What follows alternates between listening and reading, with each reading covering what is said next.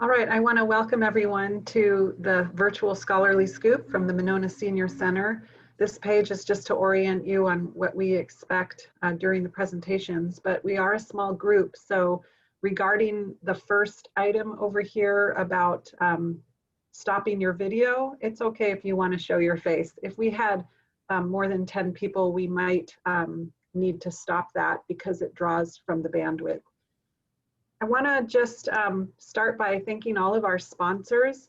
We have a lot of people that and organizational parts that support this series that's been going on for several years. The Friends of the Monona Senior Center does a really good job of helping with stipends for the speakers and recruiting participants in the audience. Our local low-powered radio station, WVMO, the Voice of Monona, has allows us to advertise, and we also have a scholarly scoop segment where we share scientific tidbits on the radio. Of course, we've got the Senior Center, Diane and Lori and Lisa that have always helped out, and also the College of Letters and Sciences at the University of Wisconsin-Whitewater, where we draw most of our speakers. So today we have Professor Dale Splinter with us. He's going to be talking on topics surrounding water quality in Wisconsin. And Dale Splinter is a professor in the Department of Geography, Geology, and Environmental Science. His research examines the dynamics of rivers and streams, including the impacts of flow variability over time and implications of land use on water quality. When he's not studying streams, he's found fishing, golfing, hunting, or running his kids to sporting events. So at this time, I'm going to stop sharing my screen and Dale will pop his up and he'll take it from here. Thanks again, Dale. All right, thanks, Lisa. Let's see here. All right, can everybody see that okay? We good? All right. Well, I want to thank you for inviting me this morning to talk a little bit about water quality in Wisconsin. And this is not my first time doing this. I did this a few years back where I talked a little bit about climate change and the effects of stream flow in Wisconsin. That work still continues. But today it's going to be a little bit different. So I'm going to kind of arm wave a little bit at some of the major topics surrounding water quality in the state of Wisconsin. And while I'm not, I would say, formally trained in water quality, I would argue that I've spent the last decade working on water quality issues in southeastern Wisconsin.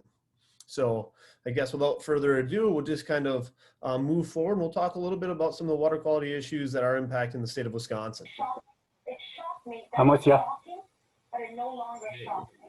In 2020, the idea that there is this. All right, there we go. Are we on this next slide? Are we good? Just want to make sure that we're all kind of moving forward. Okay, well, I want to talk a little bit about water as a resource. And here in the state of Wisconsin, water is an extremely valuable resource. I would argue again that it's a very valuable resource no matter where you are in the world.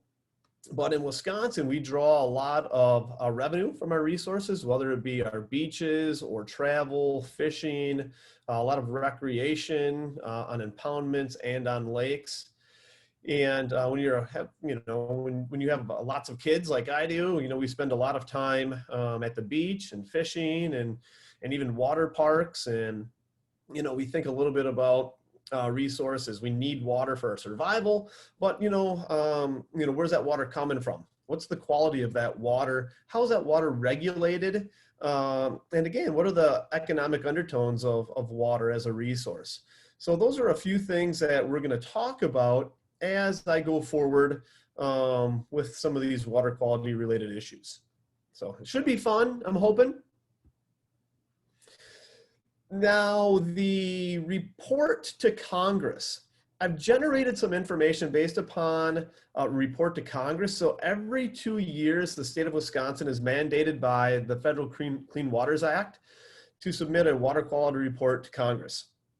And what I've done is I've kind of gone through that report numerous times, as I always do, And I've drawn out a few of the key things that I thought people might be interested in hearing about. So we're going to talk, or I'm going to talk a little bit about some of the main components that I saw in this year's Wisconsin 2020 report to Congress. Now, I should recognize that this is done by the Wisconsin Department of Natural Resources, of which I am not affiliated.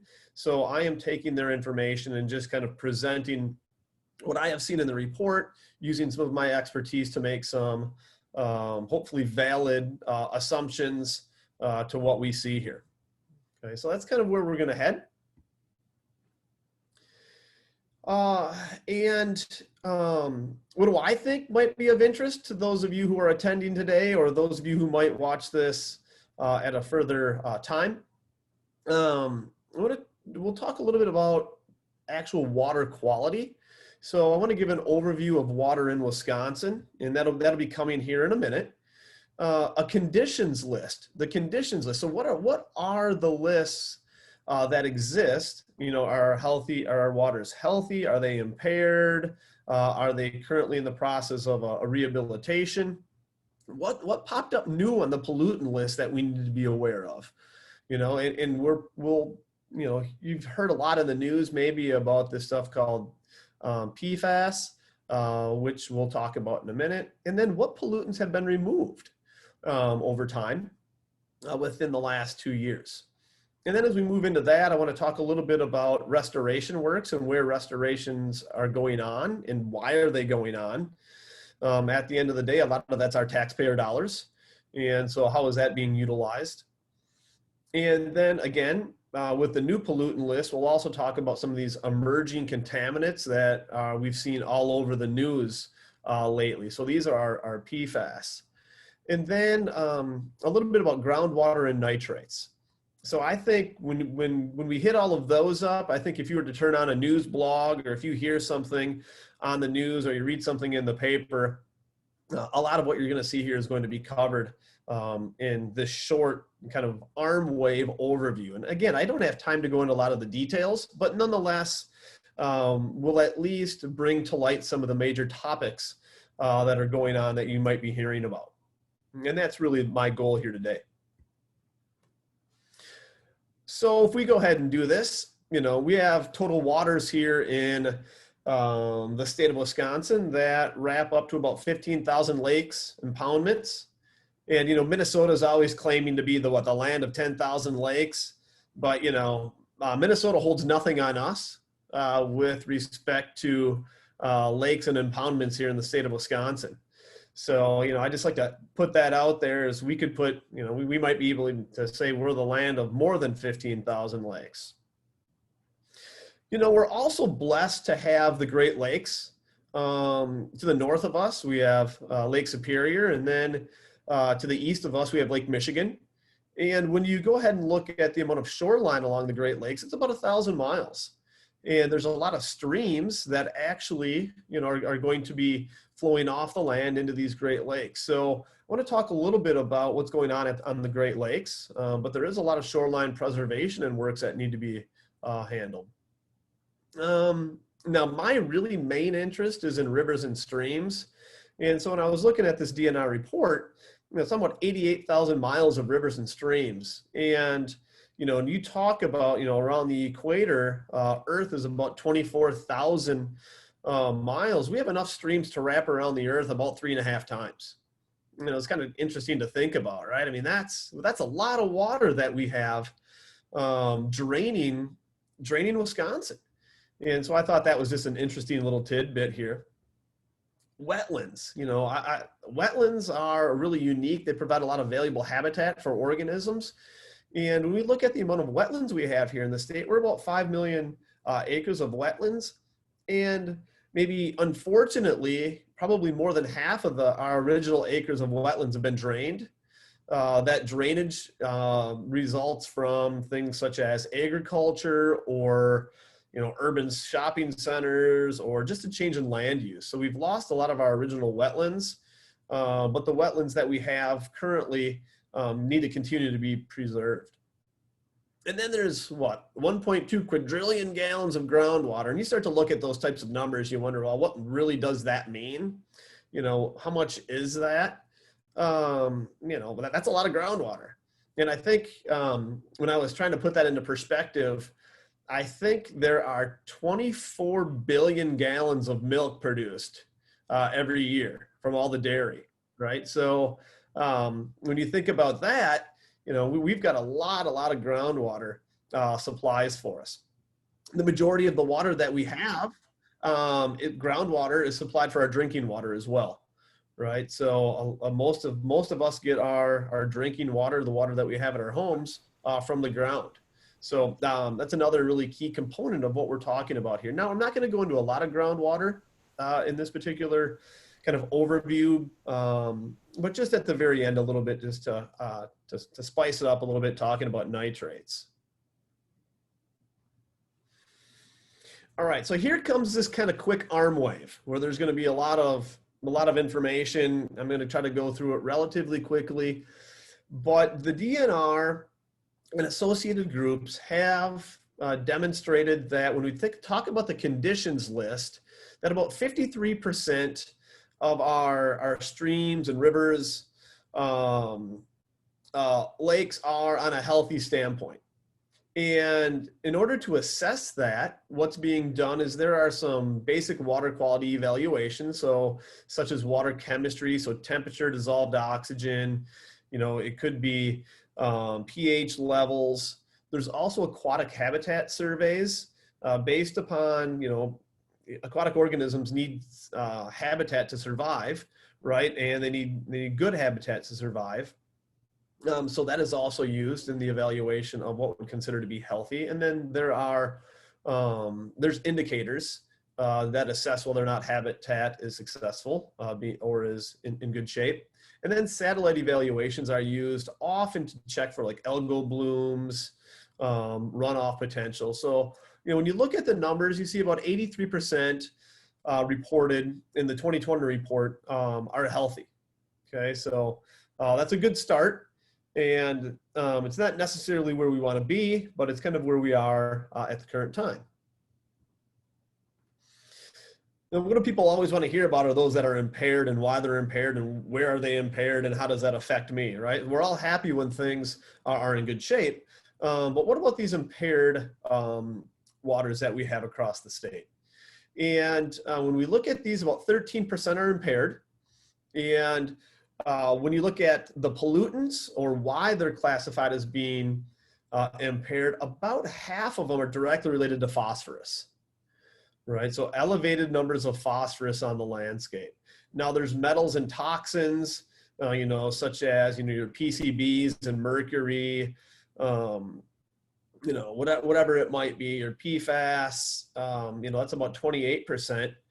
Degraded habitat, degraded biology, and then bacteria play a much lesser percent. But when you look at, you know, what's really driving the pollutants, it's phosphorus. So I'm going to spend some time talking about phosphorus as we go throughout our remaining time.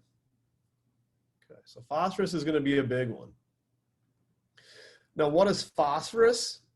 Phosphorus it's naturally occurring. It occurs in rocks and minerals. And when you have chemical weathering, so there's physical and chemical weathering, phosphorus is released to this phosphate ions, and these are soluble in water and then can be taken up by organisms or plants, whatever it might be. So we have a natural process of phosphorus, and it's like anything else. There's always natural, and then what we would say is anthropogenic, so the human-induced components of this. And we see a lot of human-induced stuff, such as in fertilizers, in cleaners, wastewater. So, you know, one of the things that you'll recognize if you go to the grocery store, if you go to Walmart, or if you're going to buy dish soap, right? A lot of dish soaps tend to be, we'll say that they're phosphate-free, or some of them still might have phosphate in them. But there's other cleaners that you can look at too that'll say phosphate-free. And I think I have on my very next slide, I want to talk a little bit more about some of these implications here for where this phosphorus comes from. So I'll do that really quickly. So this is it. Here's just 3 pictures of lawn fertilizer. You know, lawn fertilizer tends to, depending upon what you have, you know, and fertilizer is important, right? We need to fertilize our crops. We may need to fertilize our lawn, but it's the application process and the amount that you're going to put in is part of the problem. Now there's actual phosphorus bans in places in Madison area and in Dane County. But what you have and see here is that a lot of lawn fertilizers will contain phosphorus and nitrogen, and these nutrients are definitely needed. Because they are, you know, what provides some of the food, if you will, to these plants. But if you put it on at the wrong times, if you put too much over application, if you have a lot of runoff, a heavy rainfall event, this can get into our waterways, and that's when it becomes a problem, because just a small amount of phosphorus can cause really large problems to our waterways. You know, we also have wastewater treatment facilities have to manage how much phosphorus is coming out, and they're regulated depending upon where you are and what wastewater treatment facilities you're dealing with, but they're regulated to keep their numbers extremely low. And then this other picture here is just the bottle cap here of dish detergent, right? So, you know, utilizing dish detergent that's phosphate free is extremely, extremely important. Because you got to think about this, even in your house, when you flush the toilet or you do the dishes, and if you're using soap, where does that soap end up? Well, if you're in the city, it's going to end up in the wastewater treatment facility, and then that's going to be phosphorus that they have to try and get rid of, right? So, you know, the majority of the things that you can use that are phosphate free are extremely important. All right. How do you know if maybe your water bodies have high elevated levels of phosphate or something? Well, high elevated levels of phosphate, it can create algal blooms, green mats that you'll see. So here's a picture from Castle Rock Lake, and you can see this boat cruising across the water, bringing up lots of green algae as they come across. Well, that's problematic because, you know, these things create algal blooms. You know, it can relate to different types of bacteria. Really decrease the amount of dissolved oxygen in waters, and organisms need ample amount of dissolved oxygen for their survival. And, you know, and one of the other things that you really have to think about is, you know, what is the resource economic viability of these resources, right? You know, I love to fish. And, you know, if I get out and there's algal blooms, and if every time you throw your line out, you know, you're getting hung up in something, or you just can't fish, or you have a hard time boating, or you can't swim, you know, that takes its toll on what it is that individuals can do to utilize that water as a resource. So you'll know ultimately when you have these high elevated levels. Now, one of the other components here, so we've talked a little bit about the healthy and the impaired, but now there's also waterways that are going to be in restoration. And so if you look at the I don't know, the indicators, the pollutants, what are currently being looked at? Well, it's phosphorus is one, which is a good thing, recognizing that it's such a problem, but we only got 4% in restoration. But the majority of that's in restoration is directly related to phosphorus and sediment, because there tends to be a good correlation between sediment and phosphorus.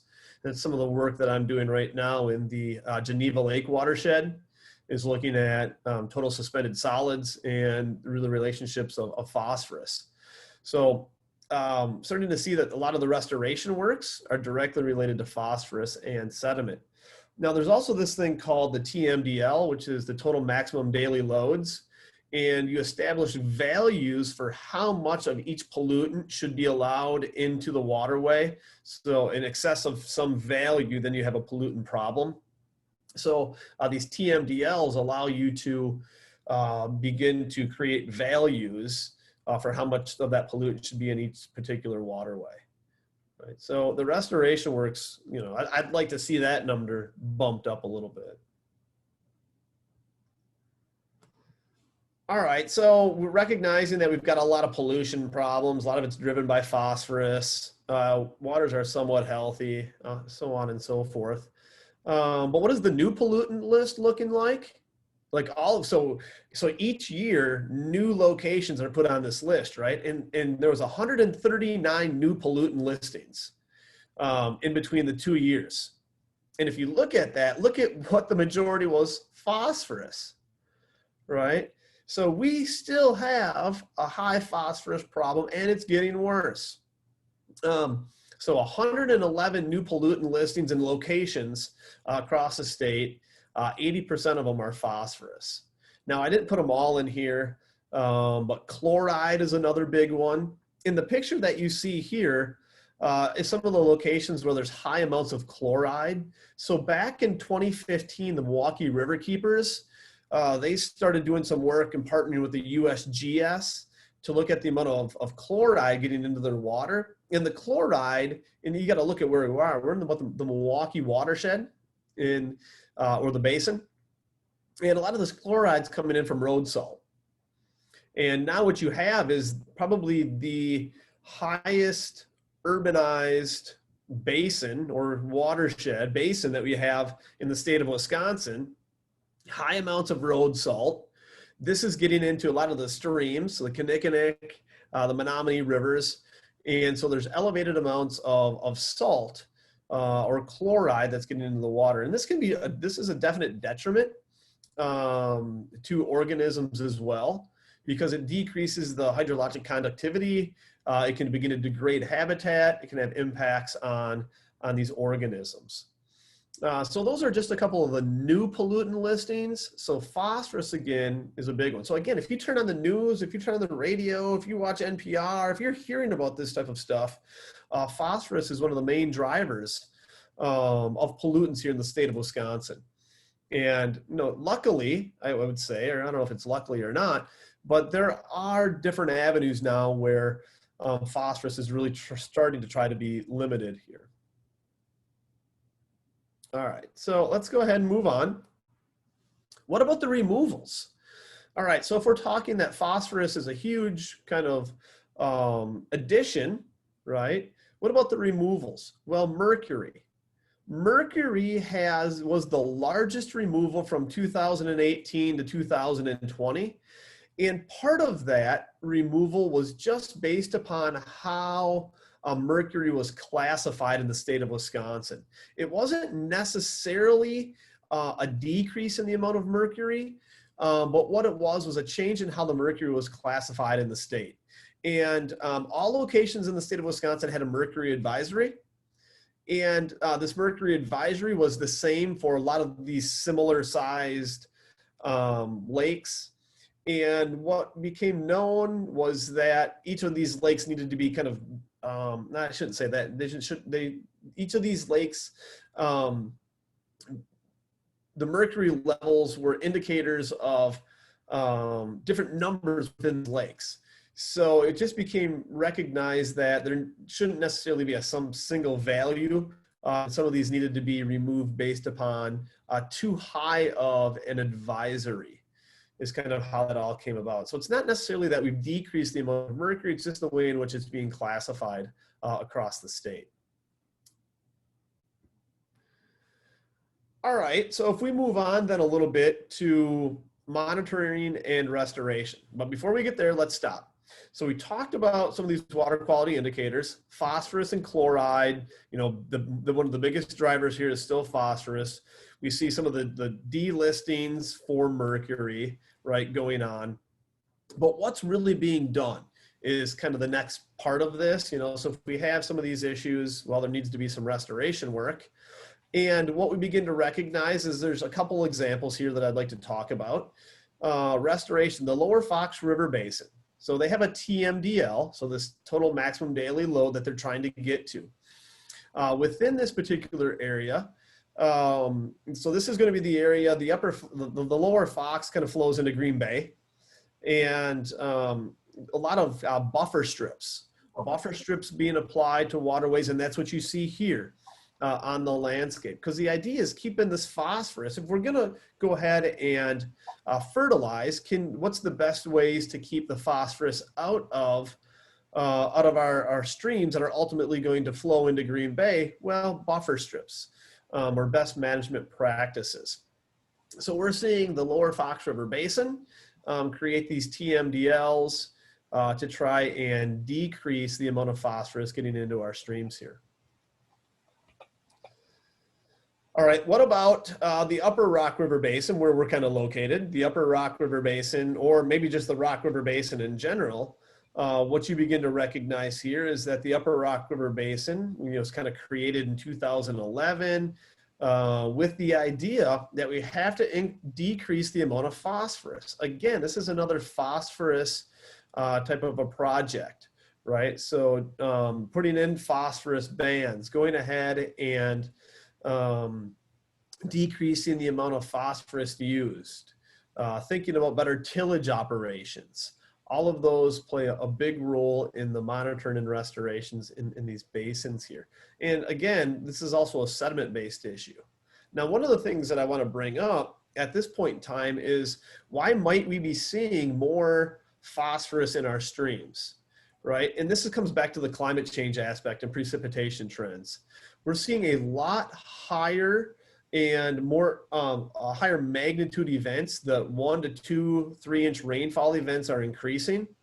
And when they increase, there's a higher potential for runoff. Higher potential for runoff means more nutrients that get into our waterways. And, again, I'm working on this project right now, and that's what we're recognizing. We're recognizing these higher, and these aren't going to stop, right? These high rainfall events with climate change, these impacts, even in a more impervious system, are going to lead to more runoff. And that's just the upset. That's how the hydrologic cycle has been upset over time. So, that's kind of where we are now. One of the other things I would recognize is when you walk around and you drive around, you see that there's been a lot of fence rows that have been taken out of production. There's been a lot of grassy areas taken out of production, and a lot of that's become more agriculture, higher slopes and agricultural lands are being used for agriculture. You can see that in a lot of different places. You couple that with potential soil erosion, high amounts of rainfall events, and you ultimately have a greater opportunity for phosphorus and nitrogen to get into our waterways. The Great Lakes. The Great Lakes are pretty interesting. As I talked about, there's about 1,000 miles of shoreline here. One of the things I want to talk about here is that these are, again, an extremely valuable resource. And so in the state of Wisconsin, there are 5 areas of concern, all the way from the Milwaukee estuary, the Sheboygan River Harbor, the lower Green Bay and Fox Rivers, which I just talked about. You get into Green Bay has a huge phosphorus nutrient soup problem up there in Green Bay. The Menominee River, and then St. Louis River. And these areas of concern are a combined effort with Canada. And what they have done is, back in the 80s, I believe, kind of came up with these areas of concern with states that surround the Great Lakes. And the idea is to begin to restore some of these things. So I was part of a grant over the summer. Was going to start to do some work in the Milwaukee estuary. Now, that grant never got funded, but the idea was an outreach component to demonstrate the importance of water quality and the estuary and the local communities. Because one of the things that's occurred here is that there's been a lot of dredging, where the Milwaukee River comes in. A lot of these cities that exist here were at one time hubs for industry. And there was a lot of pollutants that were put into these rivers, whether if they be, PCBs, mercury, were put into these rivers, which then drain down to the Great Lakes. So now there's a lot of dredging that goes on here. And with the latest dredging event in the Milwaukee estuary, the PFOS were found to be in high abundance. And I'll talk about those here in a second. So these are areas where there's dredging going on. These are areas of concern. Where they are definitely being looked at and evaluated for pollutants, legacy, they call them legacy pollutants, because they are from a while back. So this takes us into our PFAS, our per and polyfluoroalkyls. These are the hot button topic really in the state of Wisconsin right now and really across the United States. And these substances, you know, I think they originally kind of produced in the 1930s, and I don't know if it was DuPont or who it was. I shouldn't say, I'm not certain. But in the 1950s, they really took off. And these are chemicals that have been used for a lot of the things that we use. So non-stick cookware, Teflon, waterproof clothing, firefighting foam, the spray that you put on your shoes as a repellent for water. All of these things contain these chemicals. And what you see here, and this was one of the latest kind of big ones here, and I put this picture in because I have a cabin up in Rhinelander, or we have a family place up in Rhinelander. 2 of the groundwater wells were found to have high amounts of these PFOS in them. And here in a minute, I'll talk about why this is so important and some of the problems that exist with these. But if you've been paying attention to the news and if you've heard about these chemicals, they're ultimately not very good for you, right? And I believe the Wisconsin Department of Health has put a value, kind of like a value for drinking water at 20 parts per trillion. And I think the EPA, although there is not a full standard, like kind of this warning standard, at 70 parts per trillion, which many scientists would recognize that is just much too high to be ingesting that into your system. All right, well, let's not go very far, because some of the highest levels and maybe the highest levels of these PFOS exist in Starkweather Creek, which goes into Lake Monona. And there's now a fish advisory for Monona. And this is, these PFOS are accumulating in fish.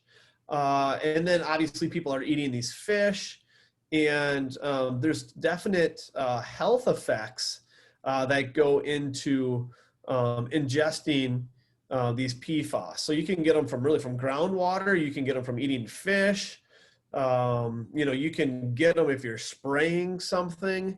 There's been multi-million-dollar lawsuits that have already been settled with companies like DuPont that exist. And when I was kind of preparing for this little conversation that we were going to have, one of the things to recognize is that there's like a Great Lakes video that talks about PFOS in Michigan, and how individuals were getting sick because they were centrally located in some of these manufacturing plants.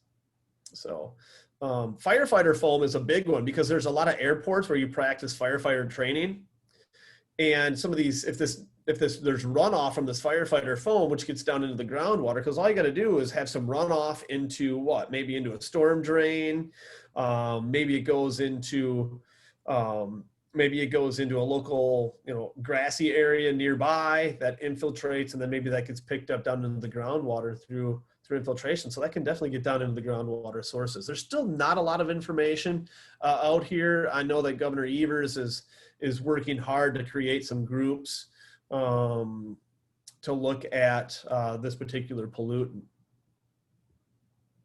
So here's some of the health risks. There's developmental impairments in children for individuals that have been tested for this PFOS.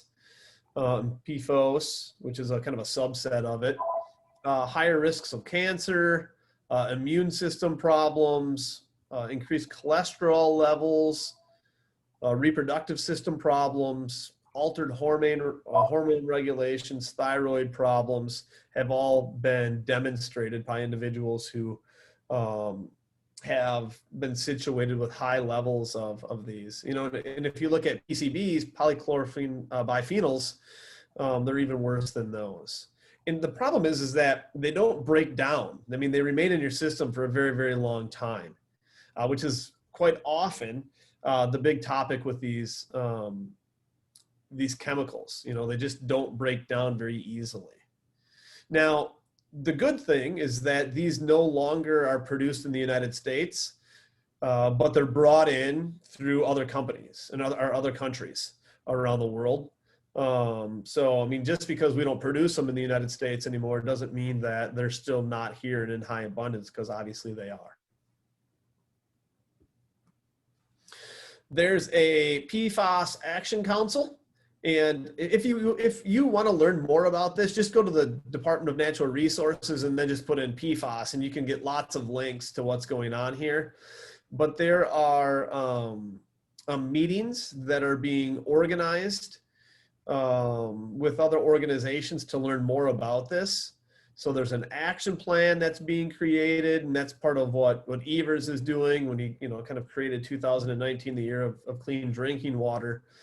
These chemicals were at the forefront of some of these issues here. So that's where kind of that's heading here.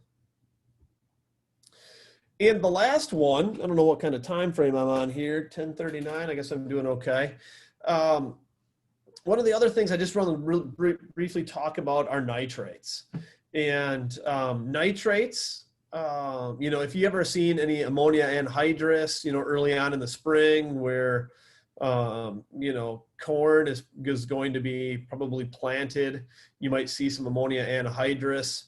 And that's part of the nitrogen cycle. And I'm not going to go all into the nitrogen cycle here and get all nerdy on you. You know, there's lots of ways in which we can get nitrates into our water. And nitrates, again, are something that are not good for you. And recognizing the fact that 95% of our public water supply comes from the groundwater, and we recognize that we're very highly agricultural areas, especially in the southern part of Wisconsin, there are potential effects then for groundwater. And I'll never forget when my wife first got pregnant. You know, you go in, see your OBGYN, and what do they ask you? Well, how much fish do you eat, and what is your water source, right? And there's always kind of the two questions when they find out that that maybe you're pregnant, is that they want to know how much fish you eat because of things such as, you know, PCBs and mercury and PFOS and all these other different types of things that can disrupt the reproductive cycle and development of the child, right? And then the second one is groundwater and the water source because of those other things, but plus nitrates. And high elevations of nitrates can lead to a nitrite in babies. And part of this is directly related because the mouth, especially, you know, as a child gets older, you know, even once born, 1, 2, 3, 4, 5, the mouth doesn't have the acidity that an adult or a youth mouth has. And so the nitrates can become nitrite, and that's a problem. Well, even before you get to that point, there's this thing called blue baby syndrome, where too much, you know, nitrates in the system cuts off the oxygen levels, and ultimately, you know, babies can be born with blue baby syndrome. And then that's not good for the development of the oxygen levels in the brain. The brain gets starved of oxygen. Increased heart rates, headaches. You know, there's been some studies that would recognize or state that nitrates are linked to cancer. Again, that's still up for some debate maybe, or some further scientific testing. But nonetheless, nitrates are really, really important.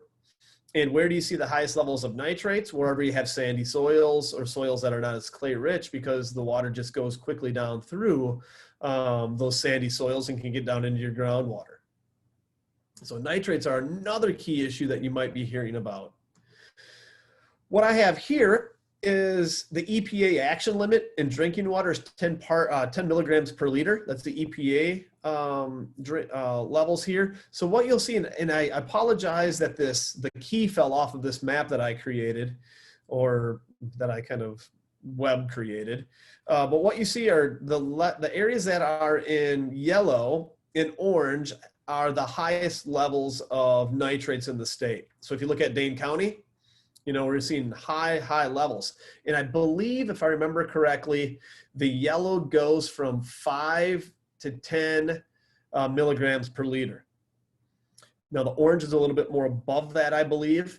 Again, don't hold me to that, but I'm pretty sure. But when I was looking through some of the data, there are some wells that have reported 20 to 25 milligrams per liter, which is extremely high across the state. So if anybody has a well, you're on well water, I would highly suggest testing that. It's recommended that that gets tested every couple of years. I do know that places that have daycare or childcare, I think that they are required to be tested once a year, especially if there's young kids in there for nitrates, just simply because of the fact that what I just told you is that there's developmental issues that can be associated with high levels of nitrates in drinking water. And so, I mean, that's a huge another issue as well, that the state of Wisconsin and, you know, the whole upper Midwest faces. So we have nitrate problems, we have phosphate problems, we have mercury problems still, we've got PFOS problems, we've got lots of issues. But the good news is it's not as bad as it used to be, right? Back in the 50s and 60s, before the Clean Water Act, you know, we had places in Ohio, the Cuyahoga River were starting on fire. You know, luckily we don't have that anymore, but we still do have some issues.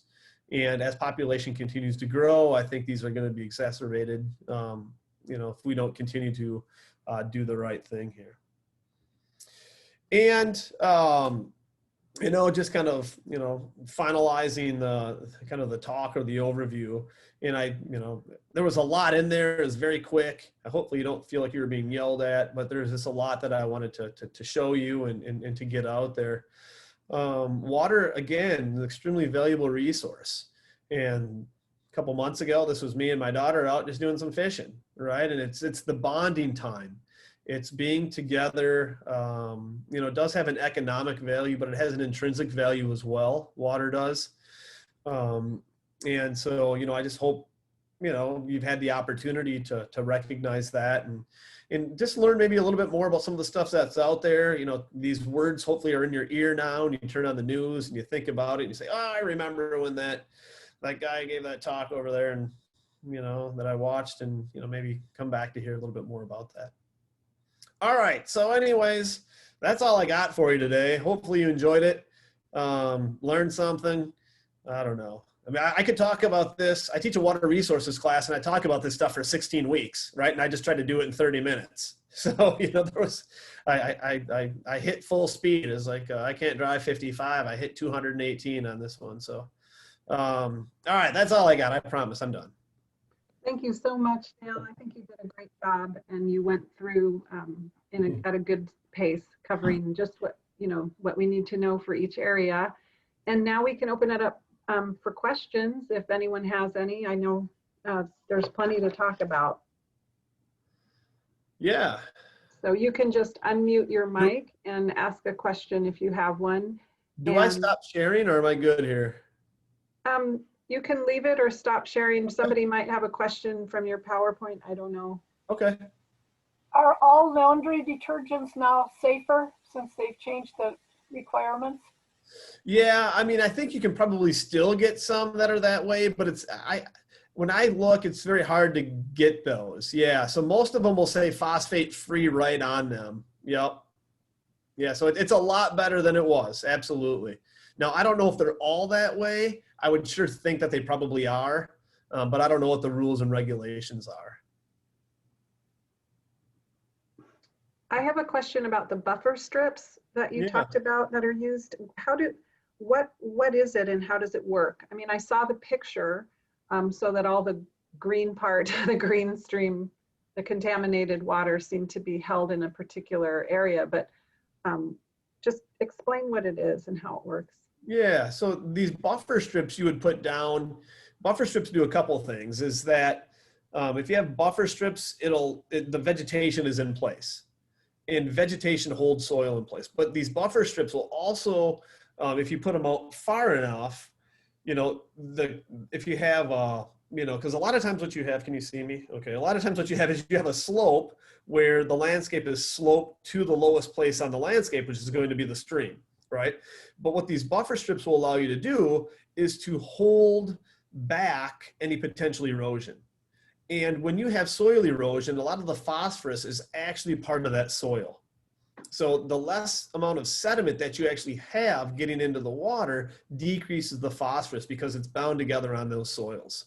So at the end of the day, creating wide buffer strips stops the potential overland flow of that water getting down into the stream.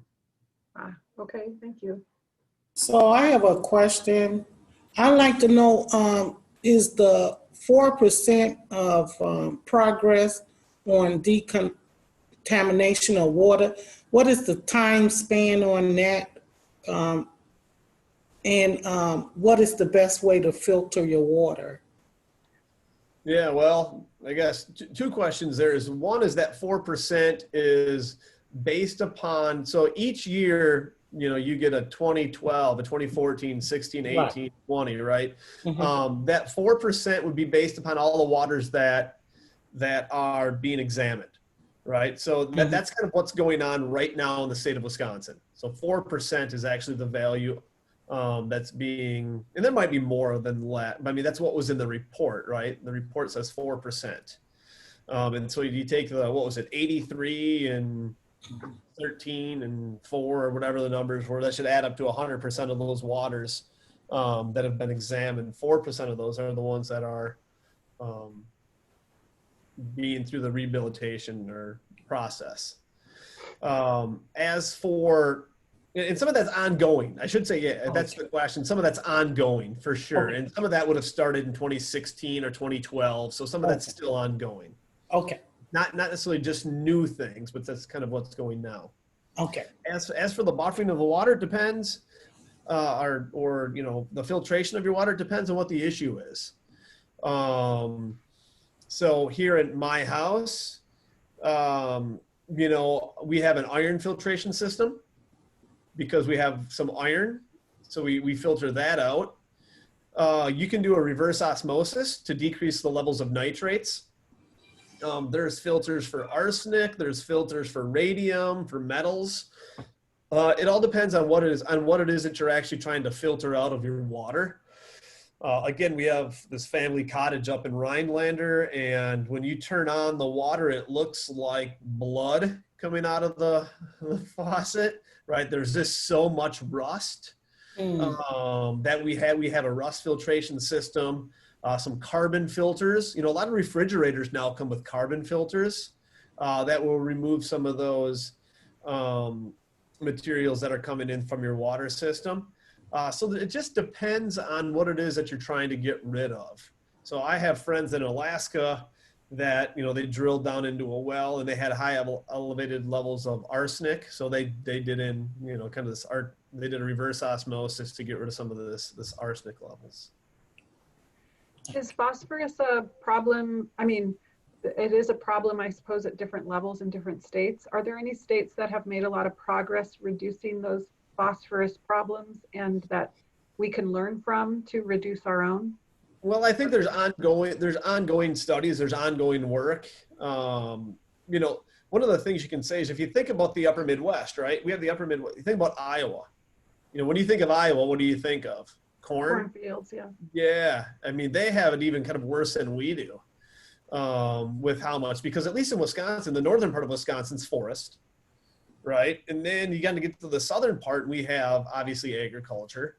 But when you get to places like Iowa or Southern Illinois or Indiana, those are really high problem areas for phosphorus and nutrient runoff. And so, yes, Iowa has done a very, very good job trying to fight through, you know, adding new groups and trying to really drop the numbers. You know, I don't necessarily know there's anything to learn yet from other locations.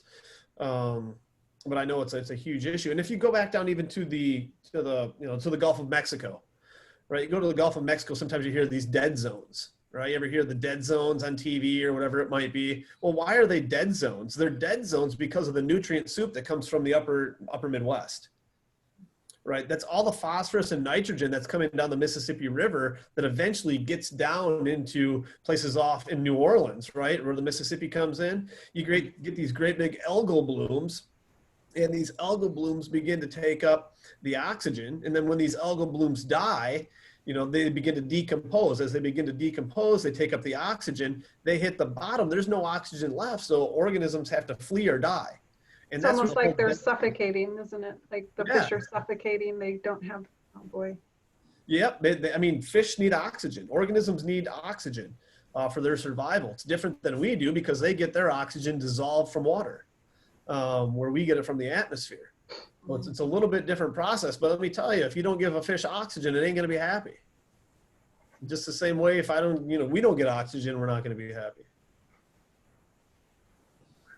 What's going to be the problem with the upsurge of waters from these hurricanes, bringing all that extra water in, plus the rain coming in on these lower level areas?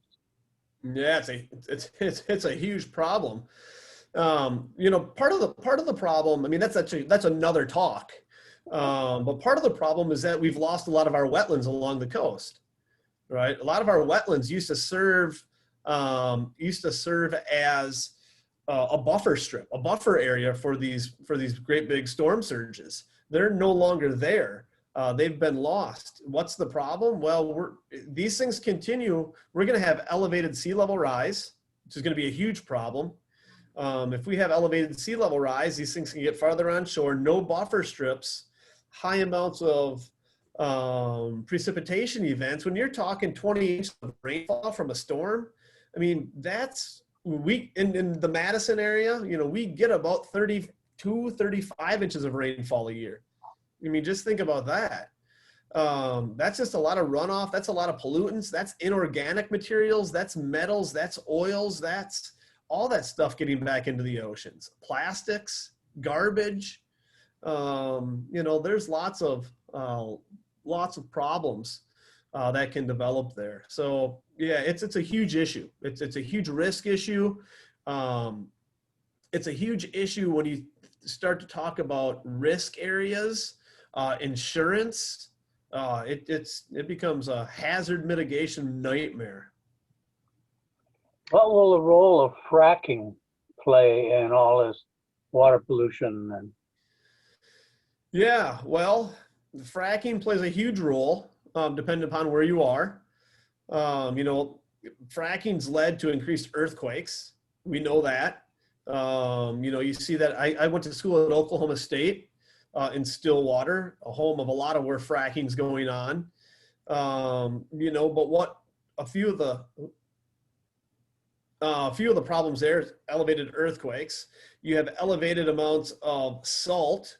And part of the problem with fracking is that you use a lot of water in the fracking process. So you're actually taking water from the ground to do the fracking. So you're decreasing groundwater levels. And wherever you're doing fracking, then ultimately all this groundwater that I'm talking about comes to the surface. It's this disruption, dropping of wells, earthquakes, pollutants, oil into your water. So yeah, fracking plays another huge role in water quality. Not so much what we have around here, but you know, in other locations around the United States. Northern Wisconsin. What's that? they were going to be doing some major mining in upper northern Wisconsin and the peninsula of Michigan. But all of a sudden, what happened? I didn't hear the question. I think there was some breaking up. Oh, okay. My question was, with all of the mining that they were trying to do in northern Wisconsin and the peninsula of Michigan, there was a lot of negative vibes about that, but all of a sudden it went out of the public media and you didn't hear anything. Yeah. I'm not exactly sure. I think there was a lot of pushback on that mining. I'm not sure why that is either. I mean, I haven't heard much about that. And I don't know exactly why that is. So I'm not familiar with the answer to the question. We have time for one more question. If no one asks, then I have one. So you talked about something about how acceptable levels of something was set at 50 by scientists, but when it came to regulation, they accepted a level of 70. And how did that happen? Why? I mean, why is that the case that we are allowing 70 parts which are problematic? Do you have any ideas of what's the story there? There is no water quality standard for PFOS. Now, the EPA says, when I looked at the website, or when you look at their website, it'll say that 70 is kind of that value that's the concerning value. Well, the state of Wisconsin went ahead and said, well, 20 parts per trillion is where we, so there's that 50,000 difference that you speak of. I don't know why. I think, a lot of scientists would say that 70,000, but this is where the whole, this is where there needs to be a standard. And what's the standard going to be? Currently, there is no standard, at least that I'm aware of, on that value. But I think, again, this is where they're trying to figure out what that standard should be. Okay. Well, I want to just thank you again for taking time to share with us your expertise on water in Wisconsin. I want to remind the folks that attended that Diane will be sending you an email with a link that you can click, and there'll be 5 quick multiple choice questions to survey this event to give your impressions on how our speaker did today, and also helps inform us for future events. But other than that, let's all thank Dr. Splinter for his time, and we hope we see you again. All right, invite me again. This was fun. Thank you. Stay healthy and stay safe. Thank you. You too. Thanks. Have more than one child? 5. 5? Yeah. Do you want a couple? No, we've done our job already. Yeah. Homeschooling's lots of fun. You should try it. Well, when you get older, you have a little Yorkie. That's your child, I guess. There you go. Great. All That's right. good. Thank you very much. All right. Thank you. I appreciate your time. Remember to send your address, okay?